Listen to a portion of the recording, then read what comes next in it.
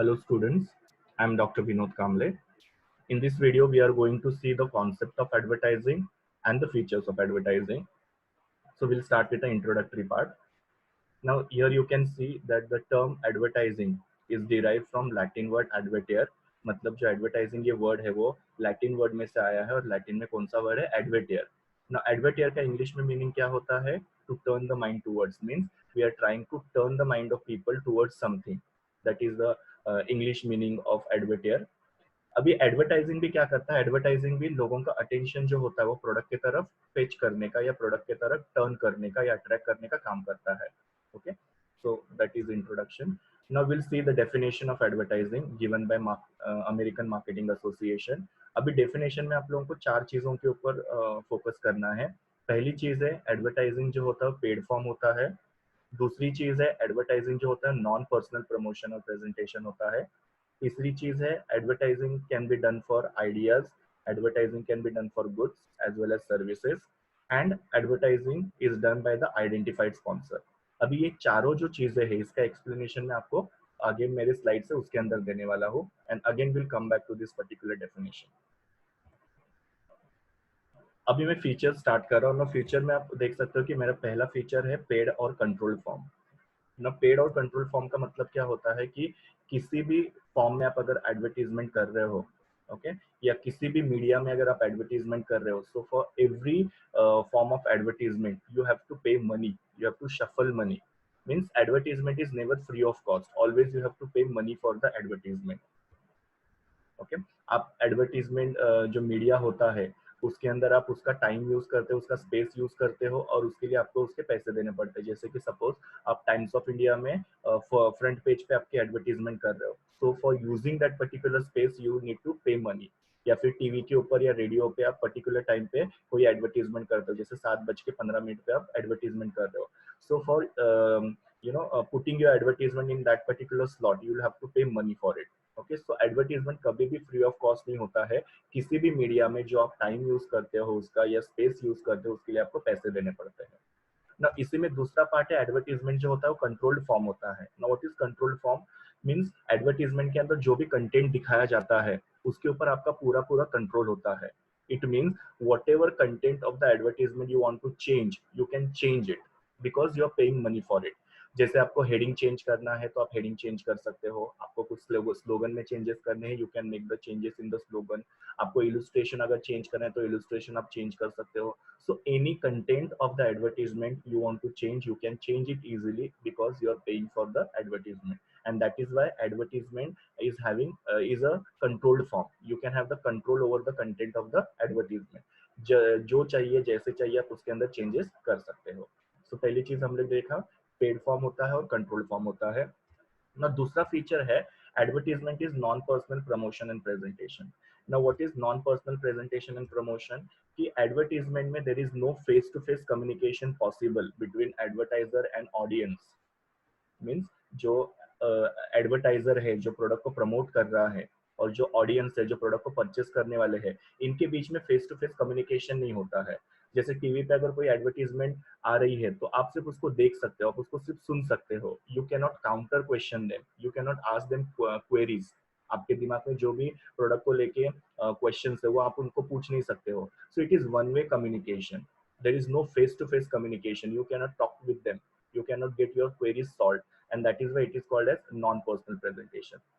Same अगर suppose कहीं पे बड़ा सा होर्डिंग लगा है हाईवे के ऊपर तो आप उस एडवर्टीजमेंट को देख सकते हो, पढ़ सकते हो, बट आप आपके क्वेरीज उनको पूछ नहीं सकते हैं. so there is no face to face communication or there is no two way communication, it is only one way communication. आप सिर्फ एडवर्टीजमेंट को देख सकते हो, सुन सकते हो, ओके, और पढ़ सकते हो, बट आप उसको रिप्लाई नहीं कर सकते, आप उसको कोई क्वेश्चन वगैरह नहीं पूछ सकते, आप आपकी क्वेरी सॉल्व नहीं करवा के ले सकते हो. नो कहाँ पे फेस टू फेस कम्युनिकेशन होता है? जैसे पर्सनल सेलिंग है या सेल्समैनशिप है, आपके पास कोई भी सेल्समैन आता है, ओके, वो आपको उसके प्रोडक्ट के बारे में बताता है और आपको कन्विंस करता है प्रोडक्ट परचेस करने के लिए. वहां पे आप फेस टू फेस कम्युनिकेशन कर सकते हो. आप चाहिए उतने क्वेश्चंस वो सेल्समैन को पूछ सकते हो, आप अपनी क्वेरीज उससे सॉल्व करवा के ले सकते हो. तो सेल्समैनशिप में या पर्सनल सेलिंग के अंदर फेस टू फेस कम्युनिकेशन होता है, बट एडवर्टाइजिंग के अंदर फेस टू फेस कम्युनिकेशन होता नहीं है. That is why advertising is called as non personal promotion. Okay, Now third thing is advertising can be done for ideas, it can be done for goods and services also. Now goods मतलब हम सबको पता है कि goods मतलब any tangible thing. Okay, जैसे आप यहाँ पे फोटो के अंदर देख सकते हो, टाइड है, पैम्पर वगैरह है, ओले की क्रीम वगैरह है, या ओरल बी के टूथपेस्ट है यहाँ पे, या ड्यूरासेल है। तो ये सारे क्या है, तुम्हारे गुड्स है, these are tangible, you can touch them, you can see them, yes no. So ये सारे जो प्रोडक्ट्स के एडवर्टीजमेंट हम लोग देखते हो, दैट इज गुड्स। तो advertising can be undertaken for goods. Same way advertising जो होता है वो सर्विसेज के लिए भी हो सकता है। जैसे कोई बैंक है, उसका कोई स्कीम है, तो उसके बारे में वो एडवर्टीजमेंट करते हैं, जैसे ना। या फिर कोई इंश्योरेंस कंपनी जैसे LIC वगैरह है, तो उनकी अगर कोई भी नई पॉलिसी वगैरह आती है तो उसके बारे में वो लोग एडवर्टीजमेंट कर सकते हैं। Then same way the transportation companies they can also undertake advertising, जैसे ओला उबेर वगैरह के एडवर्टीजमेंट्स हम लोग देखते हैं, जैसे ना। फिर टेलीकम्युनिकेशन कंपनी जैसे जियो है, वोडाफोन वगैरह है, तो वो लोग भी एडवर्टाइजिंग करते हैं। So advertising can be undertaken for the goods services also. Same तरीके से एडवर्टाइजिंग जो होता है वो आइडियाज के लिए भी किया जा सकता है ना। What are ideas? आइडियाज मतलब क्या होता है कि हमारे यहाँ पे कुछ सोशल इश्यूज होते हैं या कुछ सोशल इविल्स होते हैं। ओके, इन इविल्स को आप सोसाइटी में से क्या करना चाहते हो, निकालना चाहते हो, या फिर आप सोशल डेवलपमेंट लाना चाहते हो। तो उसके लिए आप लोगों के बीच में अवेयरनेस क्रिएट करने के लिए जो एडवर्टाइजिंग करते हो, that is called as advertising of ideas. जैसे हमारे यहाँ पे बेटी बचाओ बेटी पढ़ाओ, इसकी एडवर्टाइजिंग आपने देखी होगी। ओके, जहाँ पे हम लोग क्या चाहते हैं, we want to save the girls and that is why this particular advertisement is undertaken. Okay, many people in many areas we get to see that people do not have positive attitude towards the girls. Okay, so उनके बारे में awareness create करने के लिए particular advertisement की जाती है। या बहुत सारे हाईवेज पे वगैरह आप लोग देखते हैं, डोंट ड्रिंक एंड ड्राइव का ये एडवर्टाइजिंग वगैरह किया जाता है, या वहाँ पे कैसे होर्डिंग वगैरह लगाए जाते हैं। बिकॉज क्या होता है कि ये सब चीजों की वजह से एक्सीडेंटल चांसेस बहुत ज्यादा होते हैं, तो वो अवेयरनेस लोगों में लाना चाहते हैं। देन स्वच्छ भारत अभियान वगैरह है। तो ये सारी जो एडवर्टीजमेंट्स है, या फिर एड्स के बारे में अवेयरनेस हो गया, कैंसर के बारे में अवेयरनेस हो गया, तो ये सारी अवेयरनेस क्रिएट करने के लिए, ये सारे सोशल इश्यूज को या इविल्स को हम लोग को सोसाइटी में से हटाने के लिए और सोशल डेवलपमेंट लाने के लिए गवर्नमेंट जो एडवर्टीजमेंट करता है, that is called as ideas. Okay, so advertising is not only undertaken for the goods and services, it is also undertaken for the ideas. Next thing is identified sponsor. Now sponsor कौन होता है, कि sponsor मतलब जो advertiser होता है या जो एडवर्टीजमेंट करने वाला होता है, उसको हम लोग बोलते हैं स्पॉन्सर। ओके, सो हर एक एडवर्टीजमेंट को कोई ना कोई स्पॉन्सर होता है। नाउ ये स्पॉन्सर जो हो सकता है, वो हो सकता है कोई भी ब्रांड नेम वगैरह हो सकता है, जैसे आप यहाँ पे देख रहे हो कि लक्स हो गया, या डेयरी मिल्क वगैरह हो गया, या लिरिल वगैरह हो गया, पियर्स वगैरह हो गया, ये सारे ब्रांड नेम्स है। तो they are the sponsorer of their advertisement.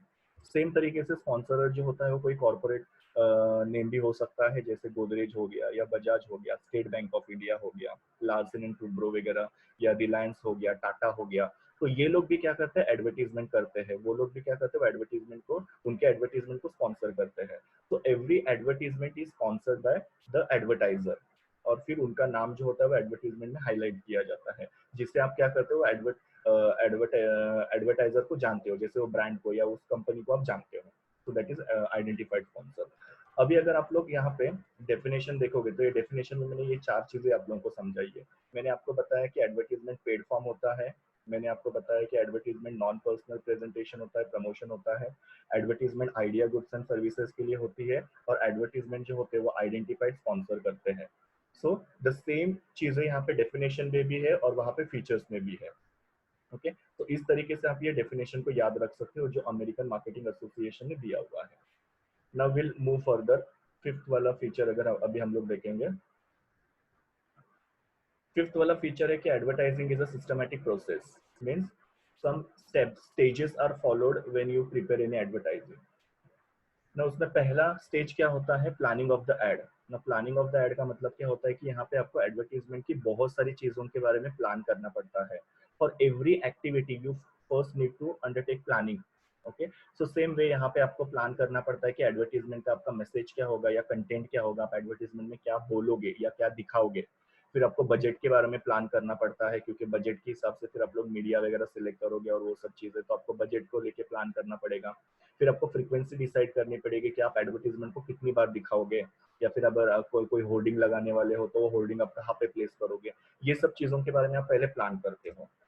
फिर बाद में आप क्या करते हो, you prepare the advertisement, means आप एक्चुअली एडवर्टीजमेंट को बनाते हो। जैसे न्यूज़पेपर है तो न्यूज़पेपर के लिए आप एडवर्टीजमेंट बना सकते हो, उसको प्रिंट कर सकते हो, या फिर टीवी है तो टीवी के लिए आप एडवर्टीजमेंट को शूट कर सकते हो, जैसे ना। तो या फिर आप रेडियो वगैरह है तो रेडियो के लिए आप एडवर्टीजमेंट को क्या कर सकते हो, रिकॉर्डिंग कर सकते हो। So you actually here prepare your advertisement with the help of advertising agency. Advertising agency मतलब एक स्पेशलाइज्ड एजेंसी होती है जो क्या करते हैं, आपको ऐड बनाने में हेल्प करती है, या जो आपके लिए एडवर्टीजमेंट बनाती है ना। जब भी आप एडवर्टीजमेंट को बनाते हो तो कुछ फैक्टर्स आपको कंसीडर करने पड़ते हैं, जैसे नेचर ऑफ प्रोडक्ट कैसा है, या फिर टारगेट ऑडियंस आपके कौन है, इसके बारे में हम लोग आगे डिस्कस करने वाले हैं। Then you will have to consider the competition also, okay. उसके हिसाब से आपको एडवर्टीजमेंट को प्रिपेयर करना पड़ता है। And third stage is placing the advertisement. Placing the advertisement means you are putting that advertisement in the appropriate media. Appropriate media का मतलब क्या होता है, चैनल ऑफ कम्युनिकेशन। जैसे टीवी आपका मीडिया है, न्यूज़पेपर आपका मीडिया है, इंटरनेट आपका मीडिया है, मैगजीन इज योर मीडिया और रेडियो इज योर मीडिया। या फिर कोई भी आउटडोर, जैसे कि आप रेलवे स्टेशन के ऊपर एडवर्टीजमेंट्स कर सकते हो, वहाँ पे होर्डिंग लगा सकते हो, बस स्टॉप के ऊपर एडवर्टीजमेंट्स कर सकते हो, नियॉन साइन के थ्रू आप एडवर्टीजमेंट कर सकते हो। सो एडवर्टीजमेंट को आपको क्या कर सकते हो, आप अलग अलग मीडिया के अंदर प्लेस कर सकते हो, और तभी जाके लोगों को आपके प्रोडक्ट के बारे में पता चल सकता है। सो एडवर्टीजमेंट एक सिस्टमेटिक प्रोसेस है जिसमें आप पहले प्लानिंग करते हो एडवर्टीजमेंट को, फिर आप उसको प्रिपेयर करते हो, और फिर आप उसको मीडिया में प्लेस करते हो। So these are the 3 stages involve in the advertising process. Next है एडवर्टाइजिंग आर्ट है, एडवर्टाइजिंग साइंस है, और एडवर्टाइजिंग प्रोफेशन है ना। एडवर्टाइजिंग को हम लोग आर्ट क्यों बोलते हैं, बिकॉज एडवर्टाइजिंग में क्रिएटिविटी की जरूरत होती है, इनोवेशन की जरूरत होती है, यस ना। यहाँ पे आप देख सकते हो अमूल की एडवर्टीजमेंट, अगर आप टाइम्स ऑफ इंडिया वगैरह पढ़ते होंगे तो उसके अंदर आप देखते हो कि अमूल की एडवर्टीजमेंट जो होते हैं उसमें हमेशा कुछ ना कुछ क्रिएटिविटी, कुछ ना कुछ इनोवेशन होता है। जो भी रिसेंटली सोसाइटी में चल रहा है, जैसे बॉलीवुड में अगर कुछ चल रहा है, या पॉलिटिक्स में अगर कुछ चल रहा है, या दो देशों के बीच में अगर कुछ चल रहा है, या किसी और कंट्री में कुछ चल रहा है, तो उस टॉपिक को वो लोग लेके क्या करते हैं, एडवर्टीजमेंट बनाते हैं। Okay, so always they come up with some creativity, और always they come up with some innovation. अब ये क्रिएटिविटी और इनोवेशन की जरूरत क्यों लगती है, बिकॉज जब तक आपके एडवर्टीजमेंट में ये क्रिएटिविटी इनोवेशन नहीं होगा, लोगों का अटेंशन आपके एडवर्टीजमेंट तक नहीं जाएगा। सो हमेशा आपको एडवर्टीजमेंट में क्या करना है, कुछ क्रिएटिविटी डालना पड़ता है, कुछ इनोवेशन डालना पड़ता है। सेम चीज अगर आप एडवर्टीजमेंट में दिखाओगे तो लोग आपके एडवर्टीजमेंट से बोर हो जाएंगे। ओके, सो ये क्रिएटिविटी की वजह से, ये इनोवेशन की वजह से हम लोग एडवर्टीजमेंट को आर्ट बोलते हैं, कला बोलते हैं। एडवर्टीजमेंट को साइंस क्यों बोलते हैं ना, science means the system. Advertisement एक क्या है, सिस्टमेटिक प्रोसेस है, जो मैंने अभी आप लोगों को बताया कि एडवर्टीजमेंट में हम लोग सबसे पहले क्या करते हैं, हम लोग को प्लानिंग करना पड़ता है, फिर हम लोग वो एडवर्टीजमेंट को प्रिपेयर करते हैं, और फिर हम लोग वो एडवर्टीजमेंट को मीडिया के अंदर प्लेस करते हैं। तो ये प्रोसेस या ये स्टेजेस फॉलो किए जाते हैं, और इस प्रोसेस की वजह से इसको हम लोग बोलते हैं साइंस। ये एक सिस्टमेटिक प्रोसेस है, पहले मैंने प्लान किया, फिर मैंने वो एड को बनाया प्लान के हिसाब से, और फिर मैंने एडवर्टीजमेंट को मीडिया के अंदर प्लेस कर दिया।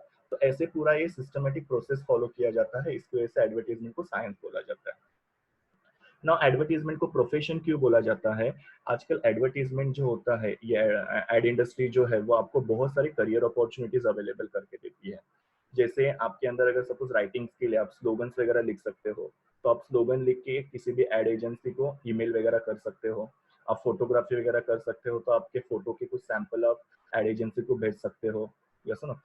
फिर बाद में आपके पास डबिंग का अगर स्किल है, आप आवाज वगैरह दे सकते हो किसी भी क्लिप को वगैरह, तो वो आप ये कर सकते हो, वो भी आपके लिए करियर अपॉर्चुनिटी हो सकती है।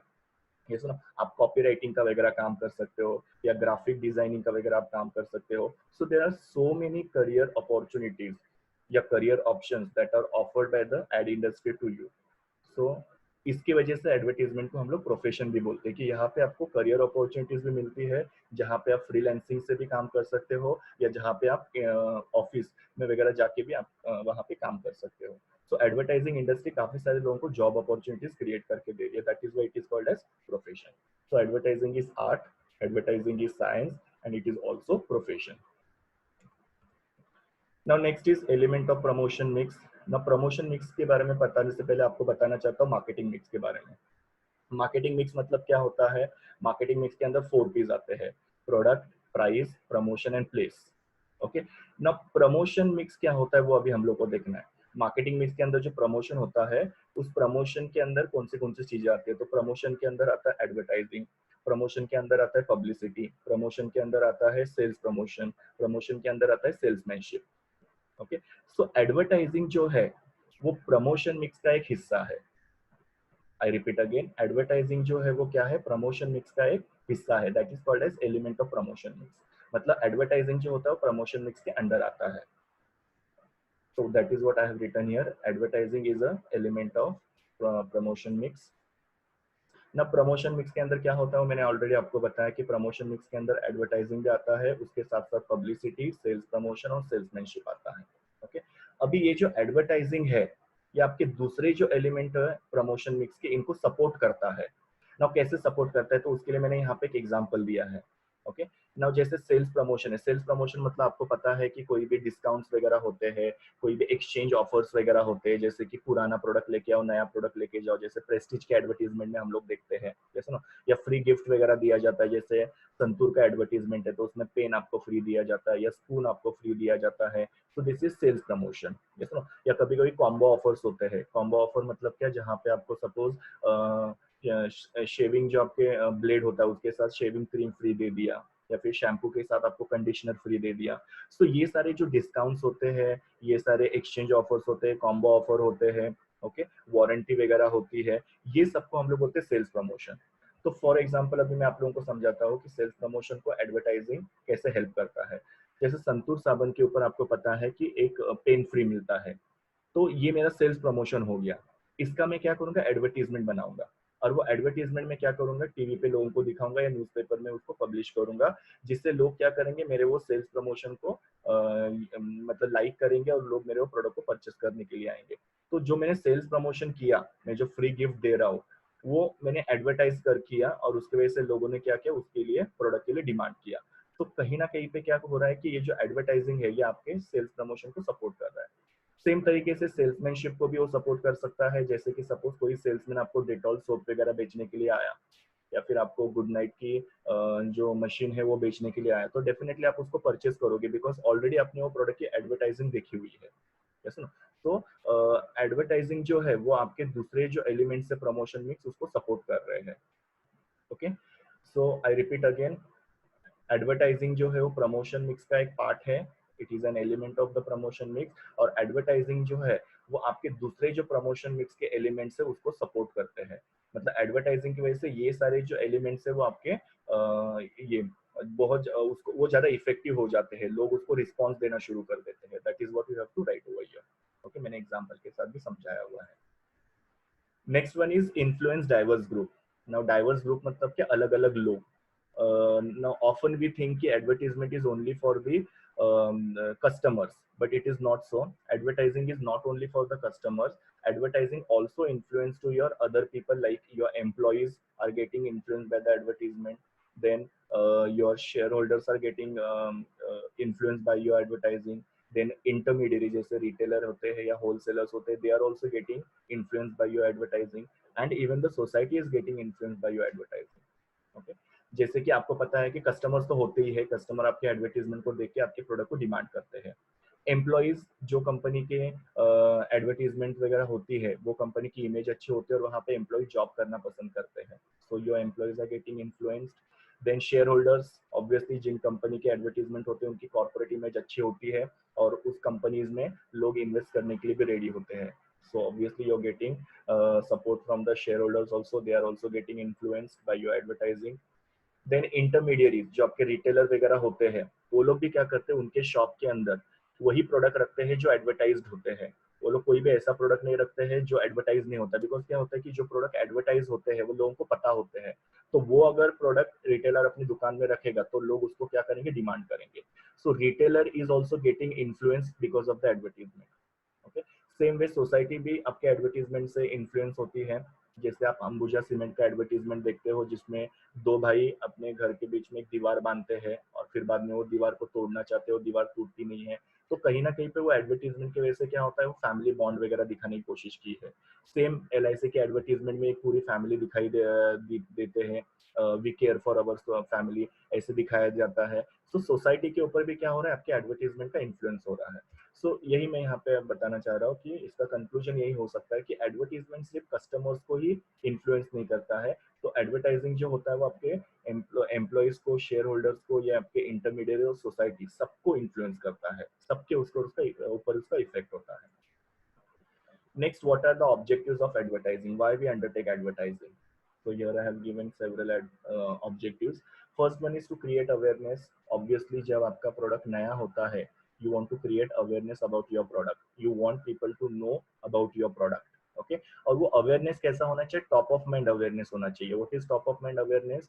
TOM, मतलब सबसे ऊपर आपके एडवर्टीजमेंट का ये होना चाहिए, लेवल होना चाहिए लोगों के माइंड में। जैसे कि अगर सपोज हम लोग टूथपेस्ट की बात करते हैं तो सबसे पहले नाम आता है कोलगेट, यस ना। या हम लोग अगर सपोज डैंड्रफ के लिए कोई भी शैम्पू का अगर हम लोग याद करते हैं तो पहला नाम हमारे दिमाग में आता है हेड एंड शोल्डर, यस ना। या बाथरूम क्लीनर की अगर हम लोग बात करते हैं तो पहला नाम आता है Lysol. So these are all top of mind awareness. Okay, so ये अवेयरनेस किसके वजह से क्रिएट हो रहा है? एडवर्टाइजिंग की वजह से। तो एडवर्टाइजिंग जो होता है वो आपके प्रोडक्ट के बारे में top of mind awareness create करने में हेल्प करता है। दूसरा, पॉजिटिव एटीट्यूड डेवलप करता है।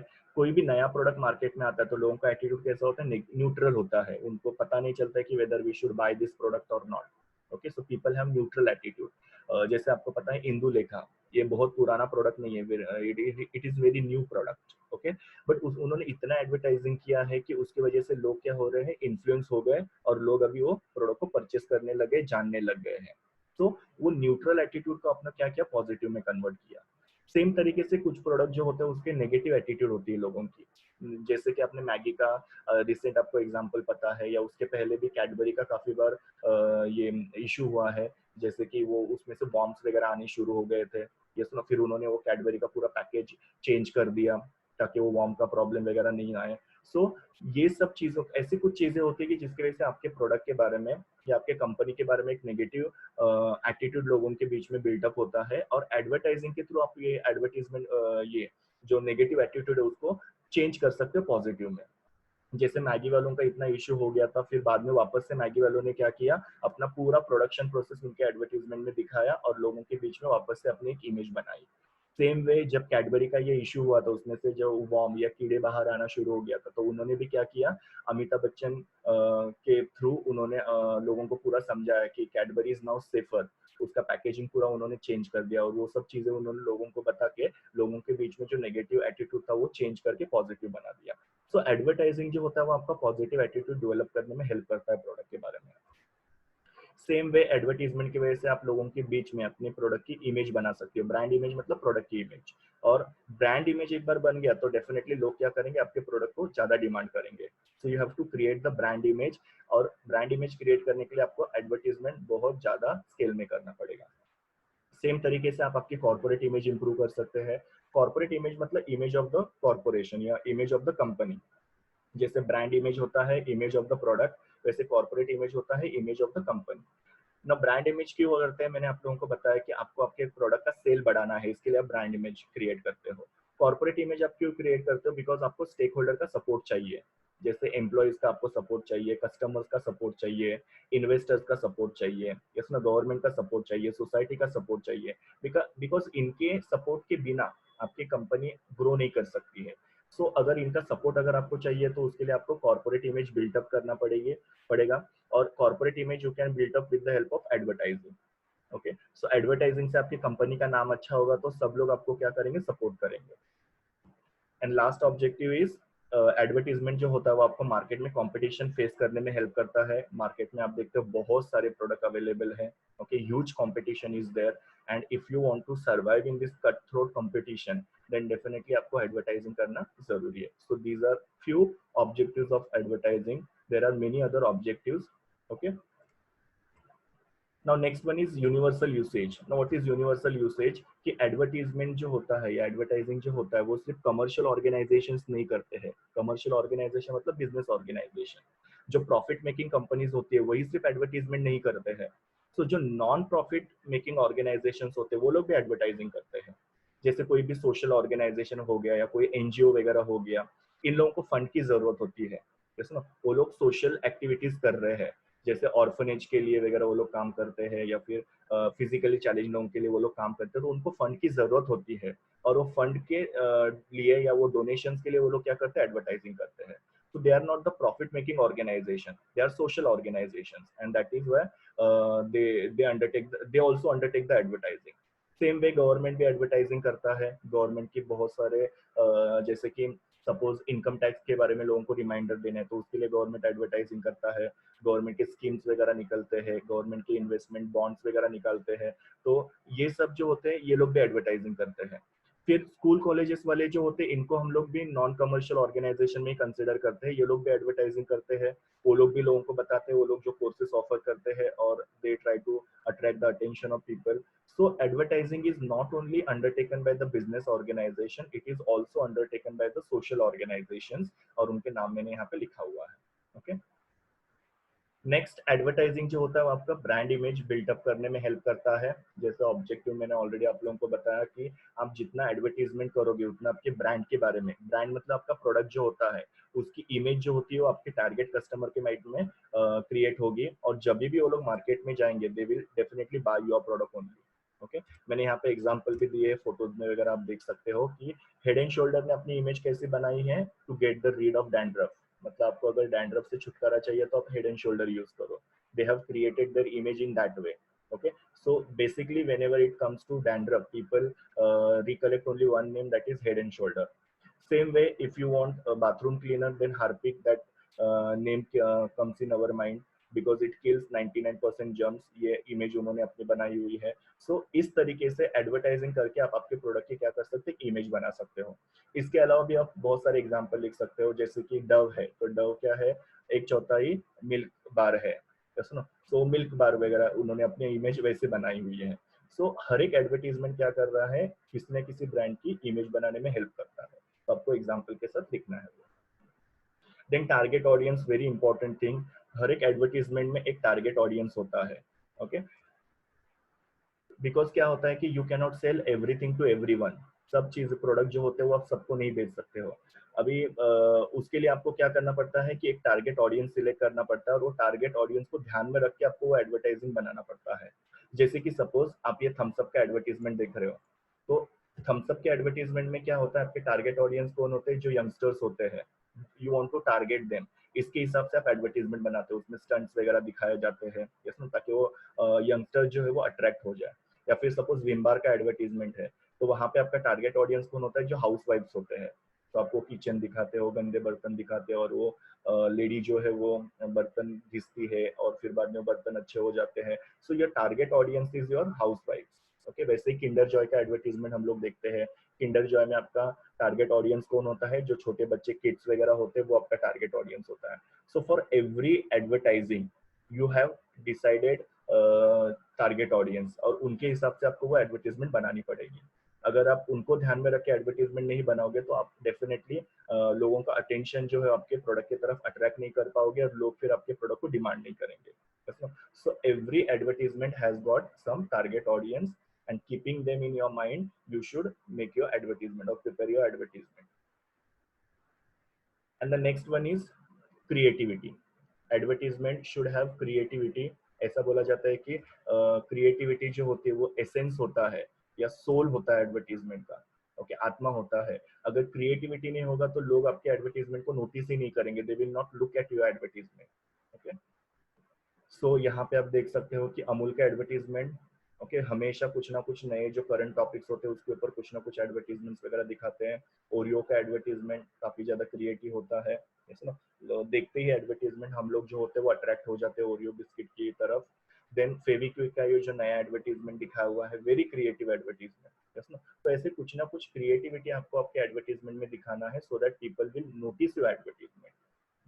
So these are all features of advertising. Thank you, students. Please do like, share, comment, and subscribe to my YouTube channel, and also recommend my channel to your friends. See you in the next video.